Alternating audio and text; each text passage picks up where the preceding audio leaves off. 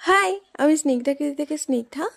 এতদিন সময় পাইনি, তাই এডিট করে তোমাদের সাথে এই মিনি ব্লগটা শেয়ার করা হয়নি। এটা ছিল মানকুণ্ডুতে আদি পালপাড়ার যে আলপনা প্রতিযোগিতায় আমি নাম দিয়েছিলাম সেখানে কিভাবে গেলাম, কিভাবে এলাম আর কিভাবে আলপনা প্রতিযোগিতা হয়েছে আমি ডিটেলসে তোমাদের সাথে শেয়ার করব। তো প্রতিবারের মতন এবারেও অনেক ঠাকুর দেখতে দেখতে দাদা আর দিদির সাথে পৌঁছে গেলাম আদি পালপাড়াতে। এই হলো আদি পালপাড়ার মা। আর এখানে ভিড় দেখো, তখন টোকেন দেওয়া স্টার্ট হয়ে গেছিলো, সেই জন্য এত ভিড় ছিল।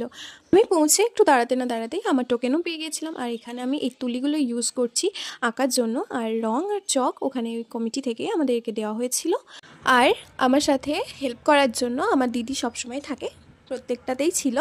তো আমি যথারীতি সব কিছু পেয়ে যাওয়ার সাথে সাথে হাতে কাজ স্টার্ট করে দিই, যাতে আমি সময়ের মধ্যে শেষ করতে পারি। ওখানে 2 ঘন্টা সময় থাকে কাজটা শেষ করার জন্য, তার মধ্যেই কাজটা শেষ করতে হয়। কমিটি থেকে আমাদের টিফিনের জন্য হালকা ব্যবস্থা ছিল, আর সাথে আমাদেরকে একটা করে স্মারক সম্মান দেওয়া হয়েছিল। সব থেকে বেশি ইম্পর্টেন্ট সেটা হলো একটা মোটা তুলি নিয়ে যাওয়া, যেটা দিয়ে আমরা রাস্তাটা ভালো করে পরিষ্কার করতে পারি, মানে আমাদের যে খোপগুলো থাকে সেই খোপগুলো। আর না হলে ছবি একদমই ভালো হবে না। তো যাই হোক, আমার আঁকা শেষ হয়ে যাওয়ার পর আমরা বেরিয়ে পড়ি ওখান থেকে। আর তখনও অনেকে আঁকছিল, সেটা তো তোমরা দেখলেই।